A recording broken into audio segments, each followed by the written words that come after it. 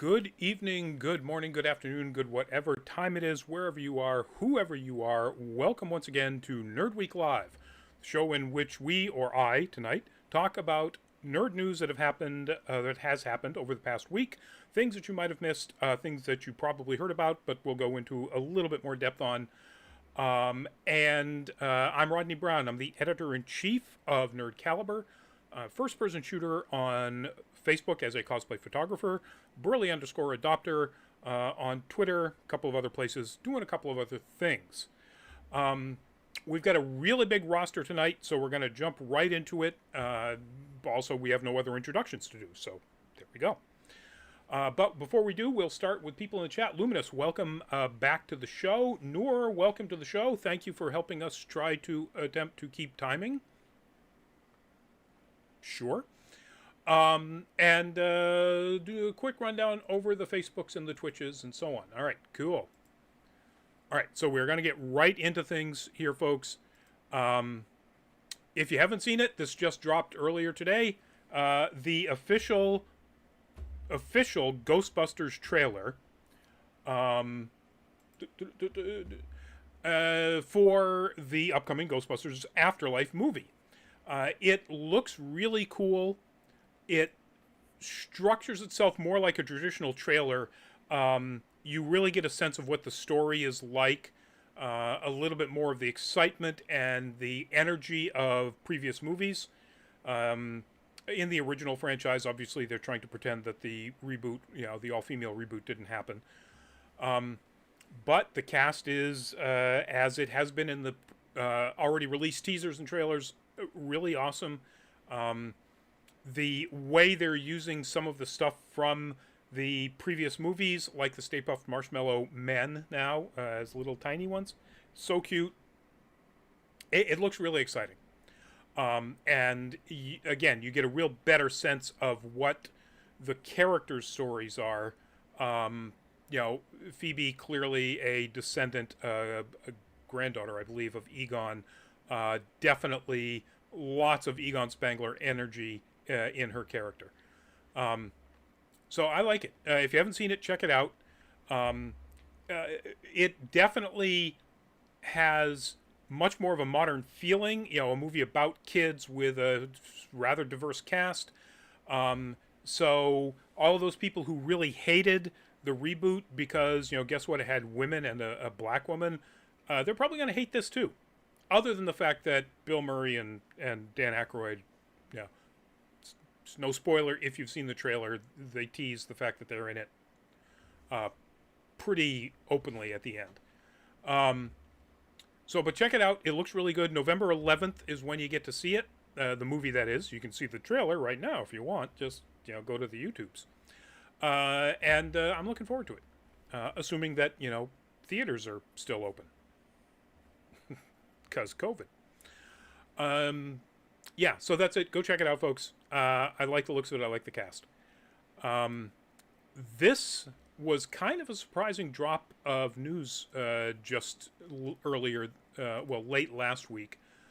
That is the D&D character Drizz Do'Urden, created for some of the Forgotten Realms books by R.A. Salvatore.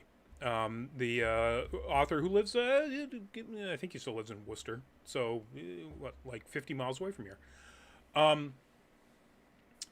What he has said is that he realizes now that the descriptions of Drizzt as a dark elf, which in the original concept of D&D is a very, very like jet black race of people, as being only evil, consistently evil, and Drizzt being sort of the exception to that rule, was, at its core, inherently racist. And he plans on changing that with upcoming works, which is really cool. Now, D&D has been on this sort of attempt to fix a lot of its problems with the idea that, races described as savage are also typically barbaric and evil. Even races that are not savage, like the Dark Elves, because they are dark, they are evil. Or those two things go hand in hand. Let's not say they're causative, but they certainly go hand in hand in the minds of an awful lot of the people who created the early D&D stuff. This picture, I'm going to put the picture back up again, is one of the attempts that even prior to this about year and a half old awareness by Wizards of the Coast that their D&D franchise is a little problematic. Artists were already years ago starting to change the look of the Dark Elf from like jet black to purplish black or purple gray or a bunch of different looks that didn't look A, human in their coloring and B, well, black. So artists were already on board with the idea that this is a problem and it's got to be fixed. And apparently the D&D franchise and Wizards of the Coast just sort of went along with that, even though the text inside all of the descriptions of how the characters act and how they have to be evil and so on just stayed the same. Luminous, it's a shame Harold Ramis is no longer with us. Hope this new Ghostbusters movie tries to live up to his work. Here. It's hard to say who is the best thing of the original Ghostbusters, 2 movies, but Harold Ramis, as both an actor and a writer, is right up there. So I definitely miss seeing his talent, on the screen, from either side, front of the camera or behind it. But yeah, so R.A. Salvatore says that going forward, Drizz is not going to be what he was in the past. He's not going to be described the way he was in the past, and he's going to continue to work on fixing that with upcoming books and so on. And by the way, this goes all the way back to 1988. Apparently that was the first book in the series. So it's been around for a while. Well, the Dark Elves themselves have been around for way longer than that. So good on him. Good on Wizards of the Coast for sticking with this idea that they've got to fix these things. And they have a number of the recently published game guides that they've put out. So kudos to them. Good for them for doing it. So this is just a real quick bit of news, which I'm kind of not really sure why this happened, but so that is from the anime Your Name. I think we must have covered this a while back, but there's going to be a live action adaptation that's being done by Paramount and J.J. Abrams' Bad Robot. And they had picked the director of the award-winning movie Minari. Creeper King, welcome to the show. Welcome back to the show. They had picked the director of the award-winning movie Minari, Lee Isaac Chung, as director. But now the news is that, according to Deadline, they have, quote, parted ways, which they say is over a scheduling conflict with Chung. Let's hope that's the case. Let's hope it's not further WB interference with directors. We know that they do that they have a terrible track record with doing that. And of course, the Snyder Cut willingness to let him play in whatever sandbox he wants with as much, $70 million additional. Notwithstanding, they got into that problem by screwing around with, him as a director and then obviously Whedon as a director. So yeah, let's hope that it really is a scheduling conflict. Now we don't know when this movie is going to come out. As they point out here, it was one of the biggest hits in Japan. It grossed $303 million in just Japan alone back in 2017 when it came out. I can say if you have not seen it, if you're a fan of anime of any kind, if you have not seen the movie Your Name, go watch it. It's wonderful.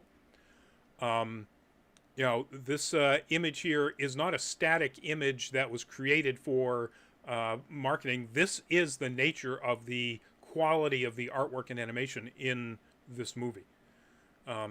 So yeah, go watch it. And it's going to be a live action anime adaptation.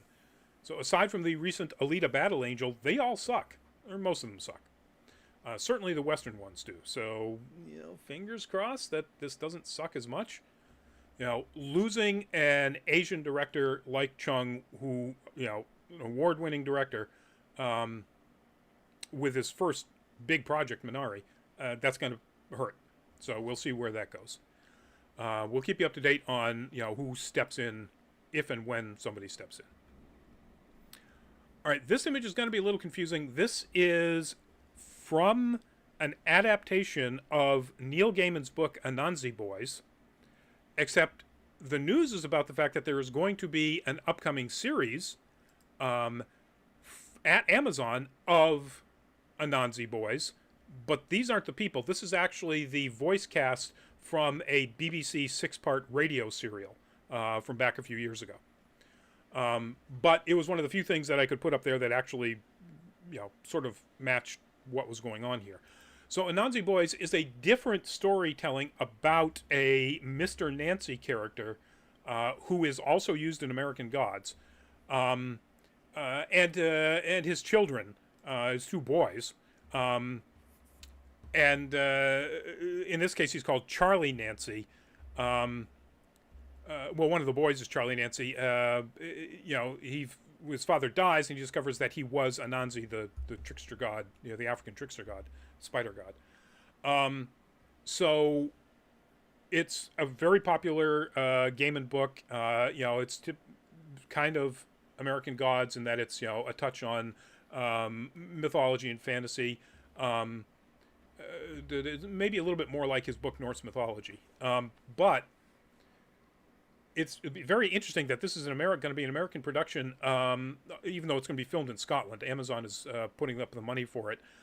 And there is absolutely no word as to whether or not Orlando Jones is going to be involved in this, because he played Mr. Nancy in American Gods' first 2 seasons, and then left over a really big dispute about money and treatment.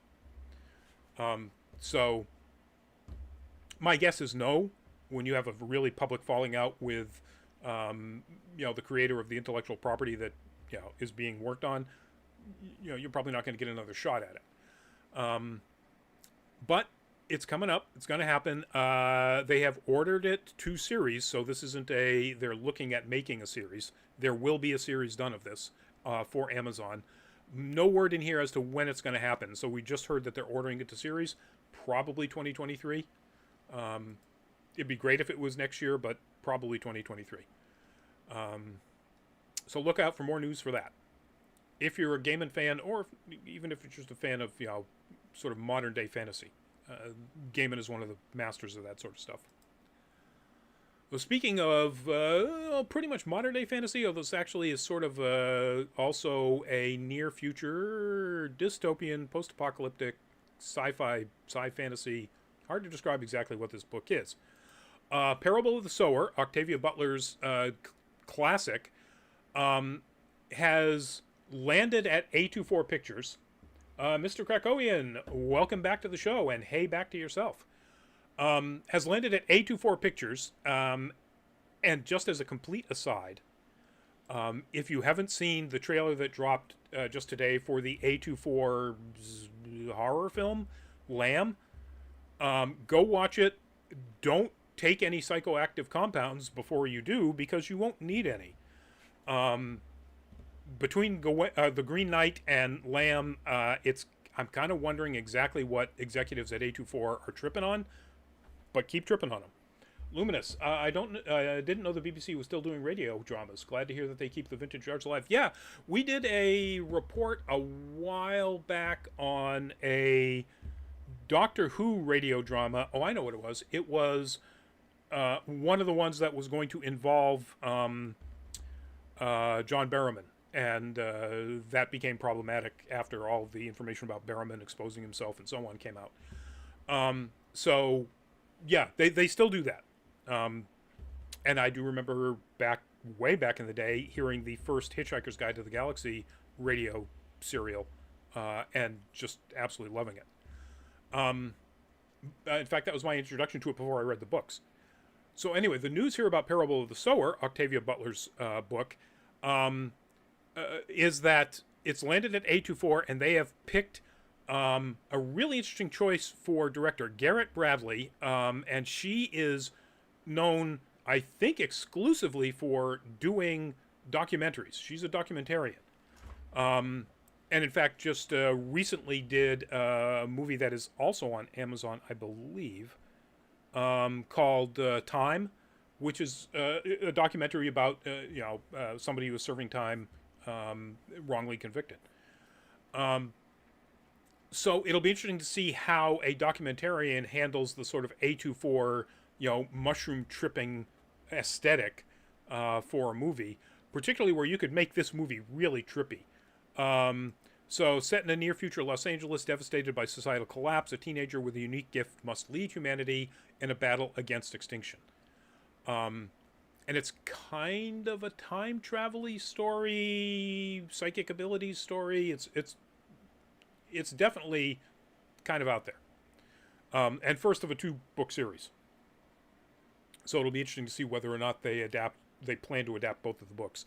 This does not say so. And like I said, this is Bradley's first feature film at a major studio.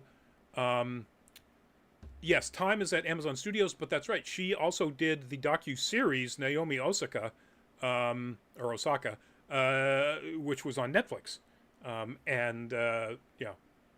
It's unfortunate that Osaka got knocked out in the 3rd round in the Olympics, but that's what the Olympics are about. That sort of stuff happens. Anyway, no word about when this movie will happen. Literally, A24 just got the rights to do it and picked a director. So, again, 2023 at best. So, I didn't even realize this was happening. That is a photo of somebody cosplaying as one of the main characters from Battle of the Planets, or Gachaman, as it was called in Japan.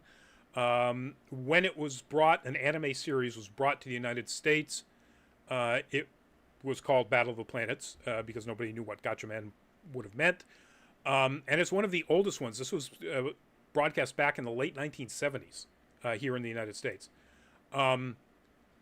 So the news is that there is an adaptation, a live-action adaptation that's being done. And we may have reported on this. I couldn't see, going back through our archives, whether or not we did. Also, by the way, kudos to the cosplayer who was doing this. I took that photo back in Anime Boston 2011, so I have no idea who that is. If anybody does who's watching this now or later on down the road, please feel free to comment so we can give them credit. But anyway, the movie is being produced by the Russo brothers AGBO Studios, so that's something. And they picked Daniel Casey, who wrote F9, the most recent Fast and Furious movie, to write the adaptation of this. Russo brothers, yes. F9 writer, no. Again, it's an anime adaptation into a Western market. Even if it's the Russo brothers in it, based solely on track record, it's probably going to suck. But fingers crossed it doesn't. In the article, there's just a lot of glad handing about how happy they are to work with each other. And that's pretty much it. There's no other information about, again, deadlines or whatever. So maybe, let's hope. Wouldn't get your hopes up. Now, this is one of those Deadline inside sources, but again, Deadline has a really good track record of this, and the news is that is your Batgirl for the upcoming Batgirl solo movie.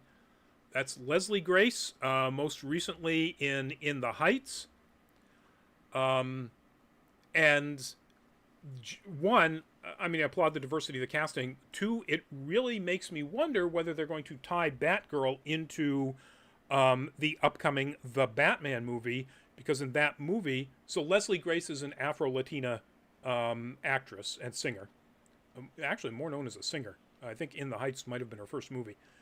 But in The Batman, Commissioner Gordon, who would be Barbara Gordon's father, is being played by the black actor Jeffrey Wright.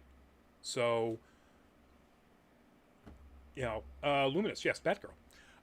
Is that going to be a connection between those two movies? Is this happening in the same universe? I think it'd be really cool if that was the case. And even if not, yay for the diversity casting. She's the right age, 26. She certainly looks the part. No.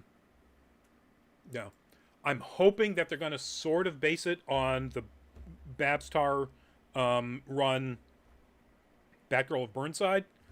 But if not, there's so many different ways you can approach the character of Barbara Gordon and Batgirl based on stuff that's been out there for decades and decades.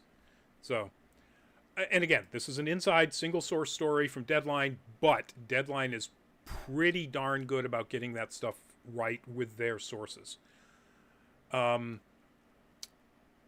We don't know anything else. Oh, yeah, we do, actually. I forgot all about this. We have reported on this a couple of times before. So that's being written by, or has been written by, Christina Hodson, who wrote Bumblebee, the good Transformers movie. And it's being directed by Adil El Arbi and Bilal Fallah, who co-directed the last Bad Boys movie, which got generally positive reviews in the 6s and 7s out of 10. But, and here's the thing that really surprised me, it is going to premiere on HBO Max. It will be a direct-to-streaming movie. It doesn't say in this article whether it will then also have a cinematic release. We don't know that. I don't think that they do that often, so we'll have to see. Luminous, I hope the Batgirl actress is also a dancer. Yvonne Craig was a ballerina. I would assume as a singer she's had dance training. Is certainly in The Heights, I would imagine she did dancing. Because it's based on Lin-Manuel Miranda's musical of the same name, so I would assume that there was an awful lot of dance work involved. But that would be cool. Honestly, I hope they train her properly for the action. It helps if you're a ballerina. If you just look at, I just completely lost the actress's name. River Tam, from Firefly, was a trained dancer and used essentially dance moves in all of her combat moves. But yeah, so don't know exactly when this will hit HBO Max, but looking forward to it. Even if that does seem like a kind of a backhanded way of doing this solo movie. If it is connected to the Batman and the Batman gets his own movie in theatrical release, why just put this on HBO Max? But moving on, more casting stuff. Although this is actually finally just simply Summer Glau. Thank you, Luminous. Summer Glau. This is just a confirmation of something that we've pretty much known all along, and it's been one of those Marvel casting things where they say no until they say yes. Emilia Clarke is confirming that she will have a role in the upcoming Secret Invasion series on Disney+, along with Ben Mendelsohn and, of course, Samuel L. M.F. Jackson. What or who she's going to play is still completely a mystery, and if you watch the video, I think it was on the Fallon show that she put this out there. Let me see. Jimmy Fallon's show, Tonight Show. If you watch the video, she barely whispers the name of the show, Secret Invasion. And she says that she thinks that there are Marvel stooges parked outside her house, just waiting for her to make a mistake and drop something, information piece that she shouldn't. Obviously, that's not the case, because if that's the case, then Tom Holland would have had his legs broken many times. But she's in it, for sure. And all those reports that happened back months and months ago are confirmed by her. Looking forward to who she plays. There's so many possibilities. It's hard to say. But I'm really hoping that Secret Invasion turns out to be as good as all of the as all of the MCU Disney Plus series have been so far. Not all of them at exactly the same level, but they've all been high, and some peaking, like WandaVision. More MCU casting news. This is Michaela Cole, and Michaela Cole has been cast for a role, according to Variety from their sources. Marvel isn't confirming, blah, blah, blah, in the upcoming Black Panther movie, Black Panther Wakanda Forever. Production on the movie began last month, although it says production, not filming. Michaela Cole was in the very, very highly praised I May Destroy You, the HBO Max series. She received 4 Emmy nominations. Okay. I guess because she wrote it, directed it, and produced it. So, yeah. Multi-talented. I'm not really sure what role she's going to play. I look forward to it.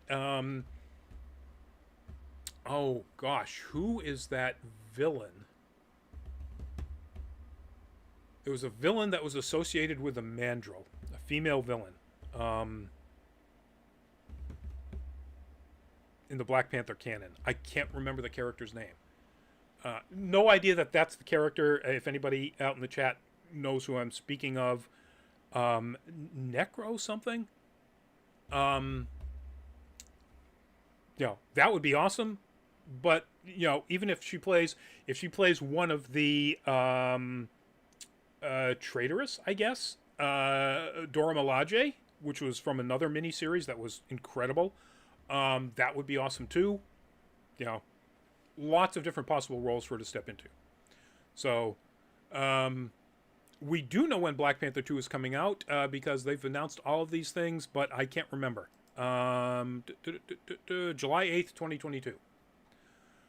So that's good news. I'm still wondering how they're going to deal with, of course, the loss of Chadwick Boseman, and whether they're going to do it in a way that is appropriate and also satisfying for the general growth of the MCU. That's a tall order. Ryan Coogler as a director and Kevin Feige, as the Svengali behind the scenes could probably pull it off. I'm confident they can, but I'm still cautiously optimistic, let's put it that way, about how well they'll do it. Speaking of casting, more casting. Casting.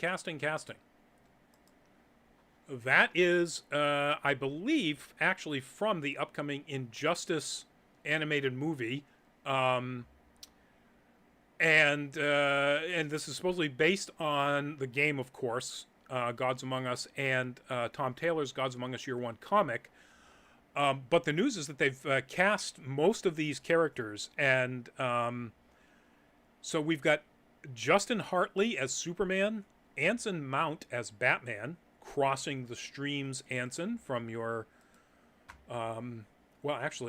multiple streams, from your Star Trek and Inhumans, and apparently now Batman, DC. Laura Bailey as Lois Lane, and Ramakrishna. Zach Callison as Damien and Jimmy Olsen. I'm trying to think some names here that we might know. Jillian Jacobs as Harley Quinn. Good. Yuri Lowenthal as Mirror Master. Flash and Shazam. Interesting. Kevin, and this is the one that I love. Kevin Pollak as Joker and Jonathan Kent. Kevin Pollak is one of those actors that, the minute somebody shows you a picture of him, you go, oh yeah, that guy. He's the guy early on in his career that always got confused with House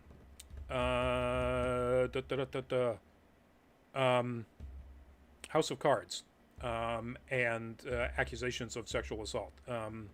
Kevin Spacey. One, because they kind of look alike, and two, obviously the first names.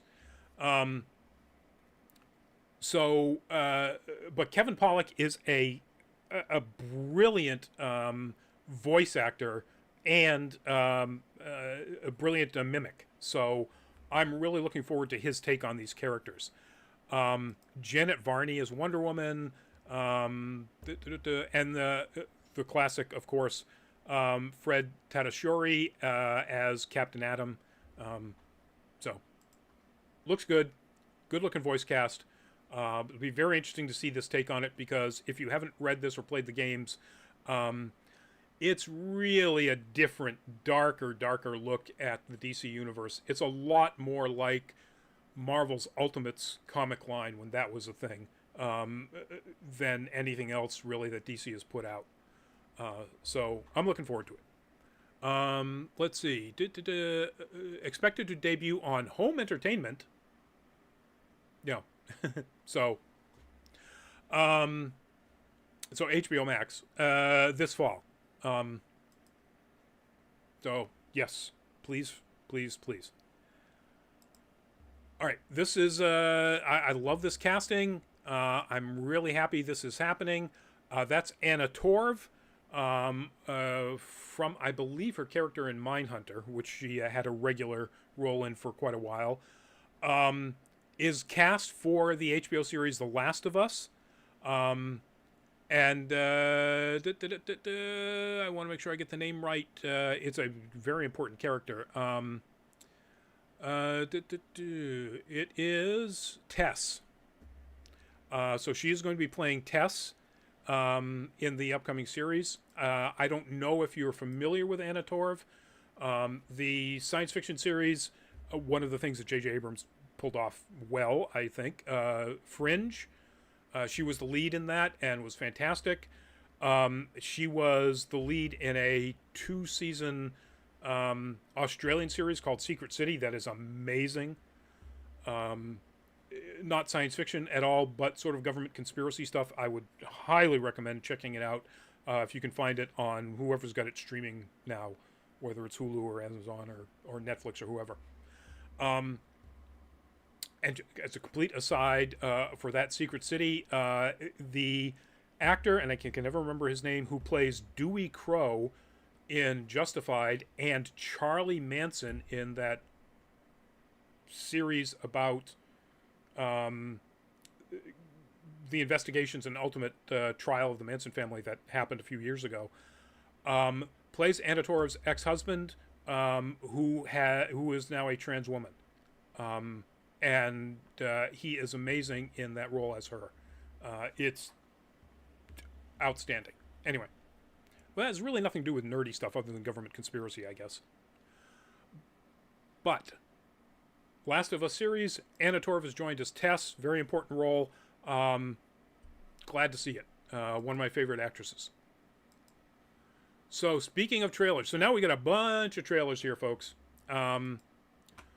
Netflix animated series The Witcher: Nightmare of the Wolf. Trailer for that dropped. It's the story of a young Vesemir, who we see here, with a really interesting haircut when he was a youngster. And it looks good. The action looks great. The story looks consistent with the tone of the books, the games, and the live-action series. Pardon me. I'm going to have a little drink of water here. So, if you haven't seen it, go check it out. I think it looks pretty awesome. I like the animation. I believe it's the same production studio that they use for a lot of their stuff on Netflix, for a lot of their Western animation. So Theo James from Castlevania is doing the voice of Vesemir. And he played young Vesemir in the first season of The Witcher, the live action. Laura Pulver as somebody named Tetra. Graham McTavish as Deglin, who's one of the dwarves in The Hobbit. And Mary McDonnell as Lady Zerbst.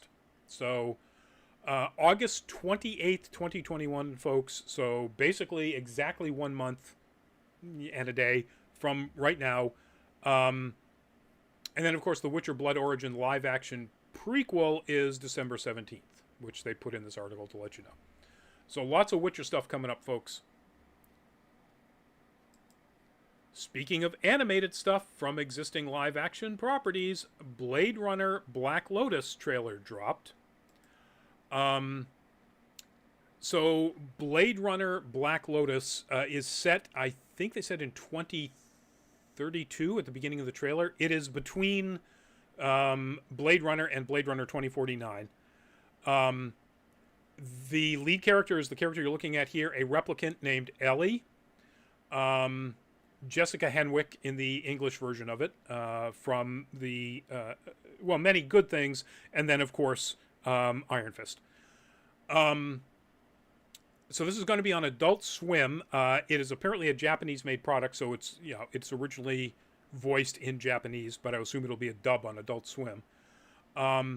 Very, very reminiscent of Alita Battle Angel. Not only in the character design, but in sort of the nature of the story. In this case, you get the impression in the trailer right out of the gate that Ellie doesn't really remember who she is, or I guess what she is. One assumes she probably thinks she's human. And it looks like a very cool story.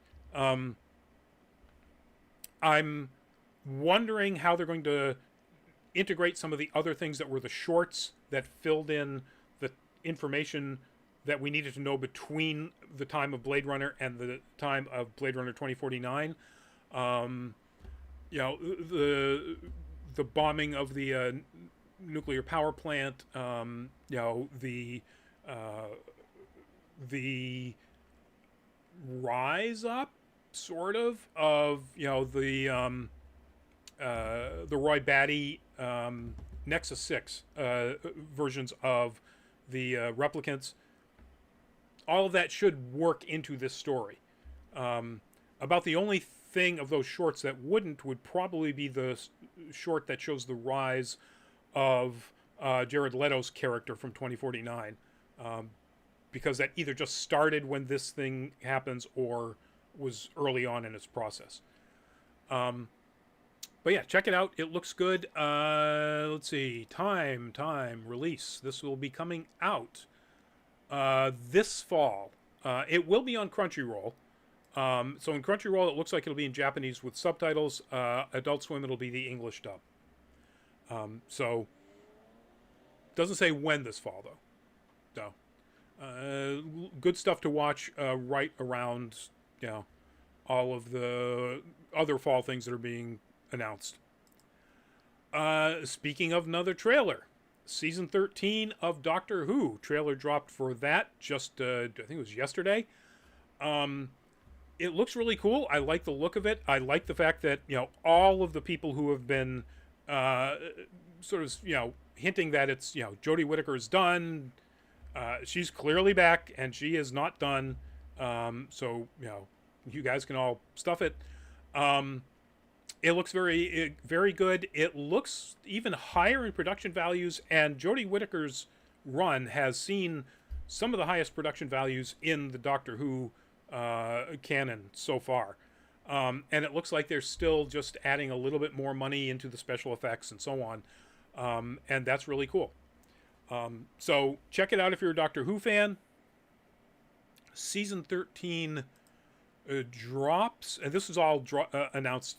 A lot of the stuff was announced at the virtual Comic-Con. The not happening San Diego Comic-Con this year. This is coming up. Still in production.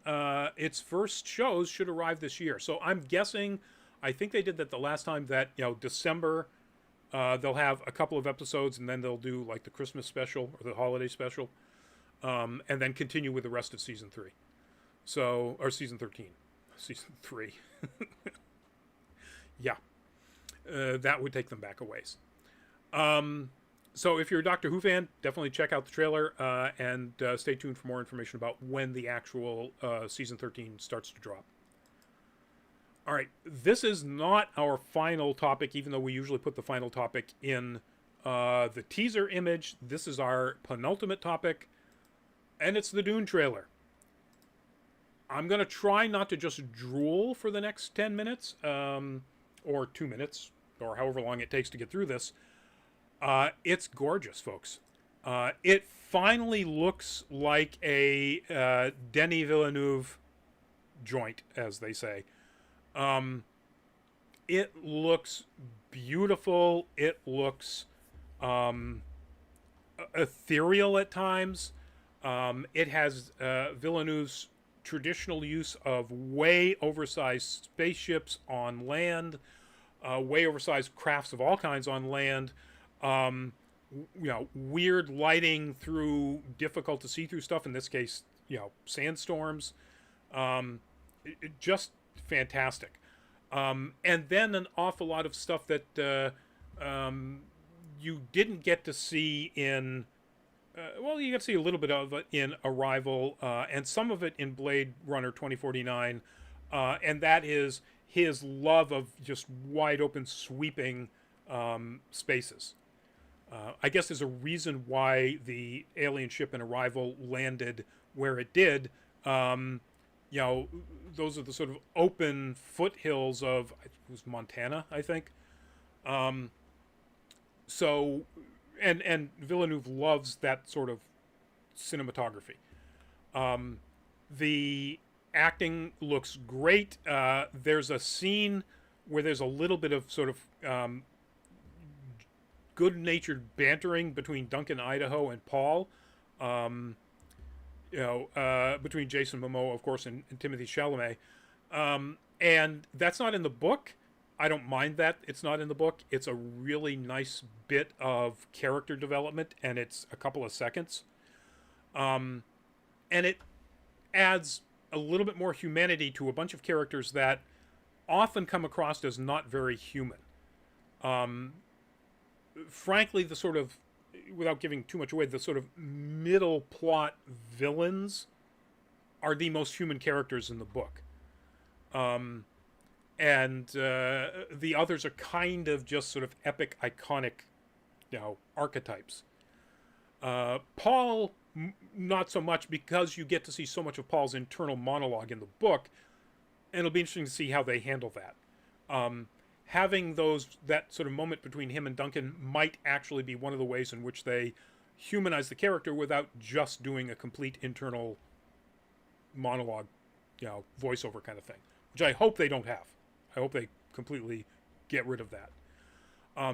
It is clear that a lot of the message of the movie seems to be carried by Chani, who has, with Zendaya, has more, it seems like more speaking presence, and will have more of an active presence in this movie as opposed to the book, where she is essentially just a support system for Paul. A vital one, but she has very little of her own agency in the book as that.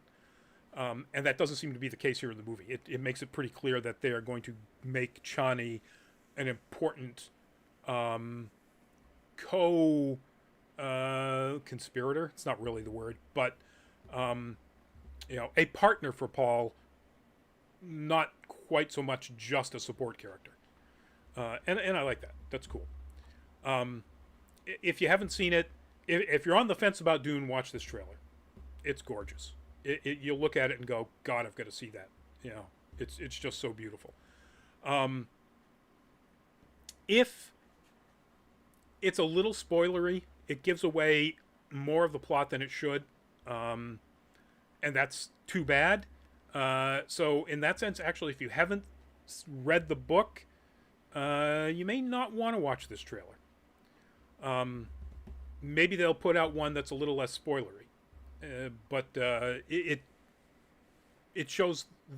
showcases the excellent performances, particularly by Oscar Isaac. He's got a lot to say in this, and it's really good. And you get the first really good look at Stellan Skarsgård as Baron Harkonnen, and again, Villeneuve is just perfect, nailing it. So check it out, folks. And of course, this comes out. Oh God, they've changed the date so many times. When is it now? It's November, right? No, it's October.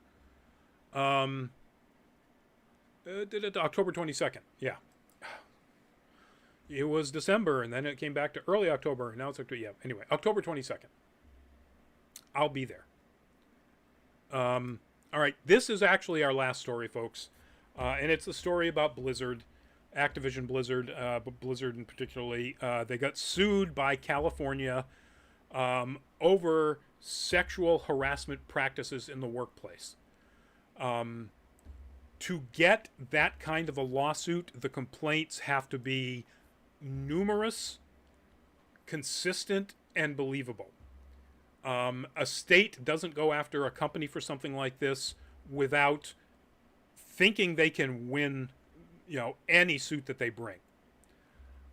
Or more likely, what can happen is Blizzard will settle out of court, settle with the state, probably allowed to plead no wrongdoing of any kind, and pay a ton of money because that's the way this stuff works with federal suits or state suits. I hope that's not the case. I hope they bring them to trial, because this needs to be put out there and people need to really understand what's going on in companies like Blizzard, like Ubisoft, like Riot Games, and probably dozens upon dozens of others that we just don't really know about yet. And I'm not talking about crunch, about working employees nearly to death, about bad, horrible pay practices. All of that's pretty common in the game development industry. I'm talking about sexual harassment. The article that I have up is from The Verge. There's tons of them out there from different sources. Go read them with trigger warnings. One of the trigger warnings is about suicide. An employee killed herself on a company trip. Trigger warnings about sexual harassment that is shocking in the nature of just how blatantly harassing it is. Like nothing that could be interpreted as playful joking. It's just amazing. And on top of that, around that, a culture of allowing people to drink at work, which certainly doesn't hurt, or doesn't help that situation, I should say. But this is one of those things where, how many red flags do you need to have go up? This is the actual character design of a dragon. Now, granted, the human form of the dragon, Alexstrasza, the Lifebinder, the Queen of Dragons, from the game World of Warcraft. I was going to pick one of the... I've taken a couple of really amazing cosplayers in their versions of this. And I was going to pick one of those photos, and then I realized I didn't want anybody to assume, one, anything about the cosplayer, but two, that the cosplayer may have sexied it up. Not even remotely the case in either of the pictures I've taken of Alexstrasza cosplayers. This is what the character looks like in game. In the Heroes of the Storm game, they've given her pants, tight pants underneath the lower part of the armor. So there's that.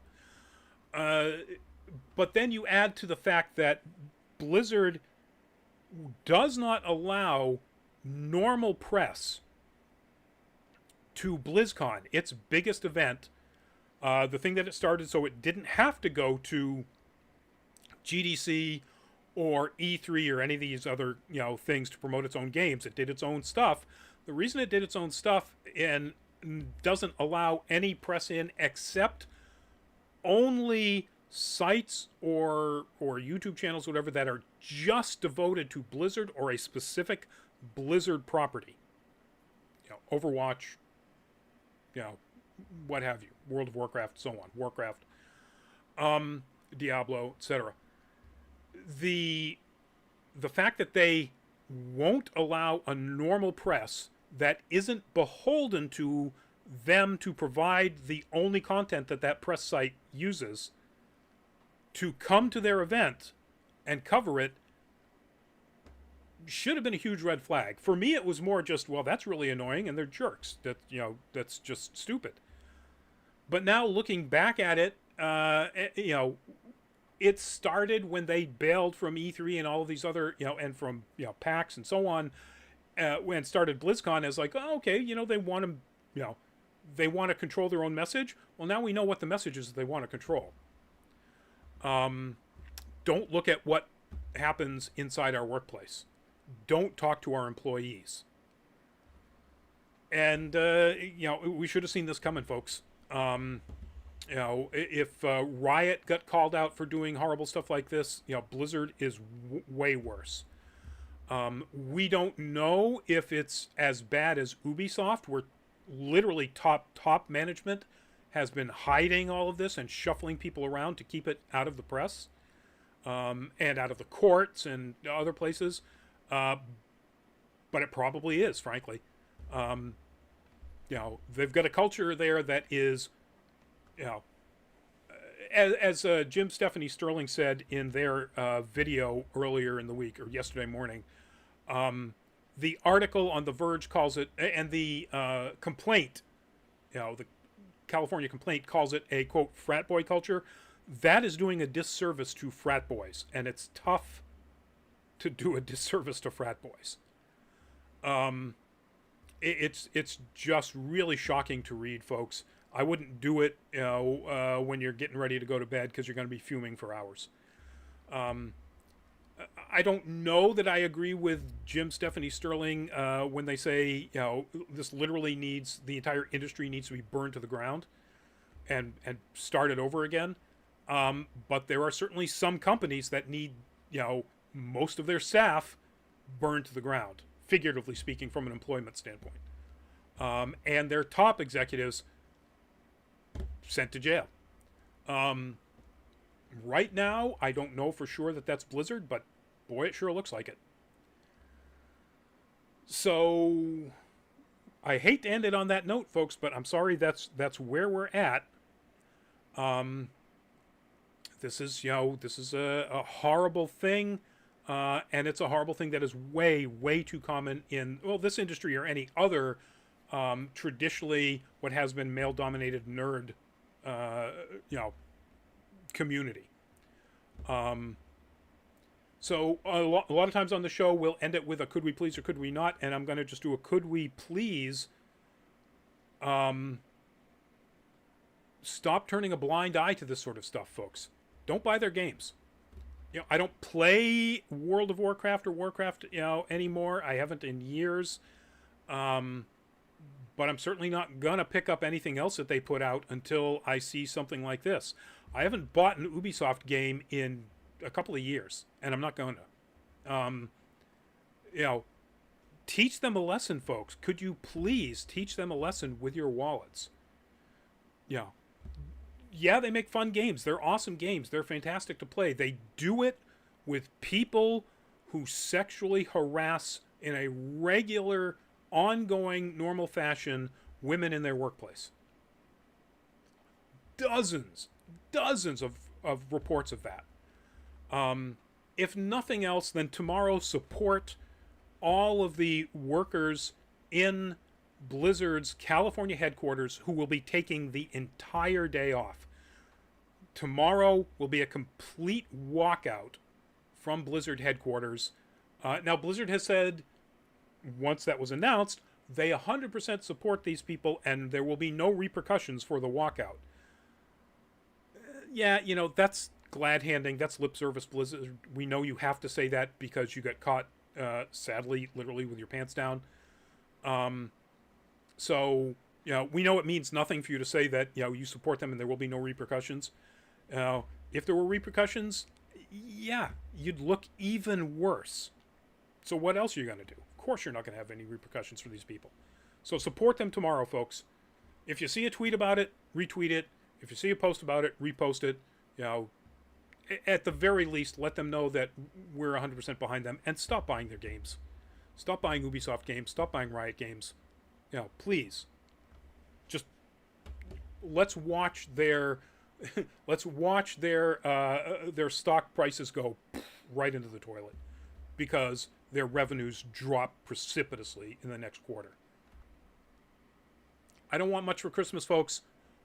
I want Activision Blizzard to lose 25% of its stock value between now and Christmas. Let's have that happen, please. Anyway, thank you all for joining us. Thank you for being in the chat. You can tell this was a really long one. We had a lot of topics because it was just me and I've gone almost an hour. So, yeah. And as my voice is starting to go, I will leave you with our Patreon, patreon.com/nerdcaliber. Please do check it out if you want to, if you get a chance. We'd love to have you support us. We just have a couple of tiers. They're both pretty low dollar. The idea is really we're just looking for support to help get to more cons as cons come back, assuming they do. So we can get more content up for all of you. On that note, stay safe out there, folks. I feel bad complaining about the fact that we've got air quality issues here in the Northeast because of the wildfires out west. When the wildfires out west are literally burning towns and killing people. So, but we do. So if you have breathing issues of any kind, please monitor the air quality here in the Northeast and anywhere that's being affected across the country by those fires. And please, people out west, stay safe. Please stay safe. As well as out west in the heat dome, all of the terrible things that are happening right now. So please stay safe out there, and please get vaccinated. I tweeted out an image from the CDC which shows where COVID transmission rates are spiking by county in the United States. And the reason I did it is because in Maine, you can see most of Maine is in the yellow, of concern level. Piscataquis County, which is sort of right in the middle of Maine, it's just forest and lakes, folks. That's pretty much it. I looked it up. As of 2019, there were 16,800 people living in the entire county, and it's easily 4 to 5 times the size of the entire state of Rhode Island. And it is in the substantial transmission rate. These people live literally miles from the nearest neighbor. And that county, because it's probably not vaccinated, like most of the rest of New England is, the transmission rates are going through the roof. Or you literally could not shoot a gun and hit a neighbor. The transmission rates are substantial. The next level below the most disturbing, concerning level in the country. And sadly, Hawaii is at that point. So anyway, folks, get vaccinated. I can't tell you to do it.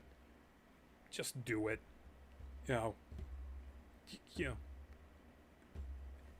If the only reason you're doing it is because you just kind of don't want to, do it and save a life. If you believe that you're going to get a 5G chip injected, whatever. Find a bridge. Anyway, thank you all for joining us, and sorry for that little harsh rant at the end. You don't have to find a bridge. You're going to die by doing something stupid anyway. And we will see you at an upcoming show this Thursday. We are going to be talking about the Resident Evil Infinite Darkness series that is on Netflix in our full fat spoiler chat. So check that out, folks. Next Monday, I'm not entirely sure what we're going to be doing for No Nerd Caliber, but I'll let you know coming up.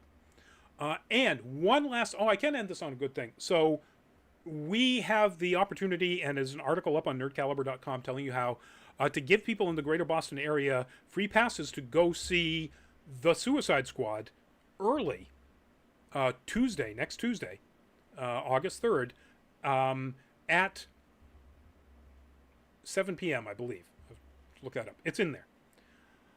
We just found out that the marketing company that's doing this screening is asking and encouraging people to show up in Suicide Squad costume or cosplay, and anybody who does will be entered in a chance to win a $100 Visa gift card. So if you were planning on going anyway and you've already signed up for that, then just slap on a Harley Quinn costume. Whether you're a girl or a guy, doesn't matter. I've seen plenty of gender bent male Harley Quinns that are really awesome. But anyway, check it out, folks. Nerdcaliber.com. It's like the top article, I believe, right now. Even if you don't want to show up in costume, get yourself a pass before they disappear, because I'm sure they're going to go real fast. So anyway, on that note, we're going to give you a goodbye. Bye-bye. See you in